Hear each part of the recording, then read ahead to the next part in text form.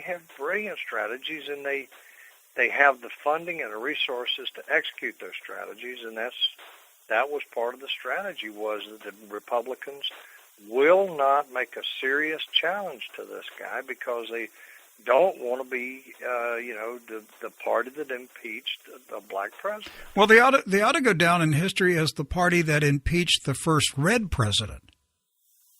Because General, he's red. You know this man.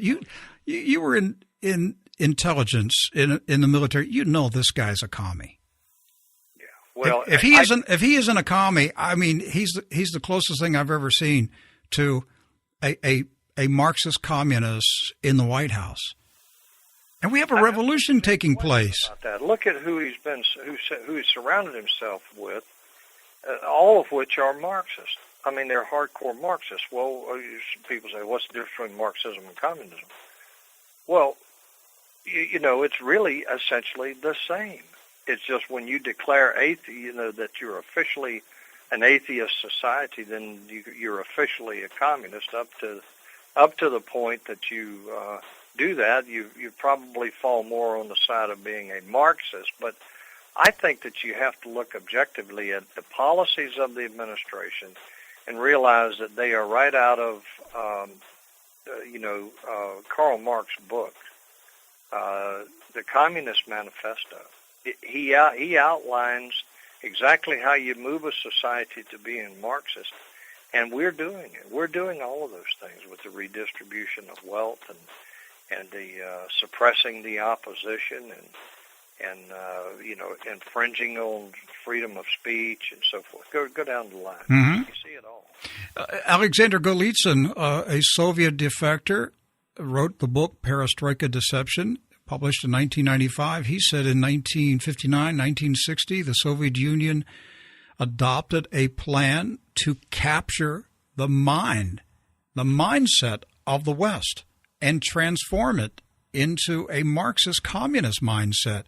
And he said perestroika would be used to deceive the West, that they would put down their guard and accept it's essentially brainwashing. That book is eerily prophetic, General, because we're like living it out in real time right now.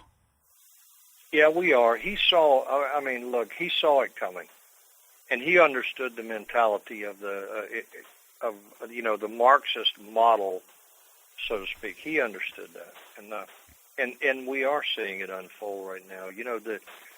A lot of people don't understand that things like gun control, that's all part of the Marxist model, for example. Remember when the 2009 memo came out identifying future threats as being right-wing Christian groups, pro-life groups, Second Amendment groups, and returning veterans? What was that all about as part of the Marxist model? It's all about alienating and discrediting the very people that might stand up and fight against these kinds of things. And so we're following that model pretty rigidly, and then you look at class warfare. I mean, we're divided into so many classes today. That's what the Occupy Wall Street was. 99% against the 1%. It's creating the class warfare that Karl Marx wrote about in the Communist Manifesto, and then pitting them against each other under the concept of one side being the proletariat and the other side being the bourgeoisie, which is also a false narrative. Where's the middle class in all of that? Is somebody using psyops on the American people? Absolutely. There's more influence operations going on in this country. First of all, the Islamists are running an influence campaign, trying to change our thinking. And look, you saw the evidence of that when the president stood up last week and said, ISIS is not Islam. That's an influence campaign.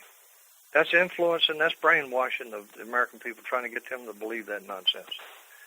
But you see that also with the Marxists. The Marxists are doing exactly the same thing. And then the LGBT lobby is doing the same thing. They're bombarding us with this, with this messaging that is really about changing the way we think, changing our attitudes. It's called marriage equality.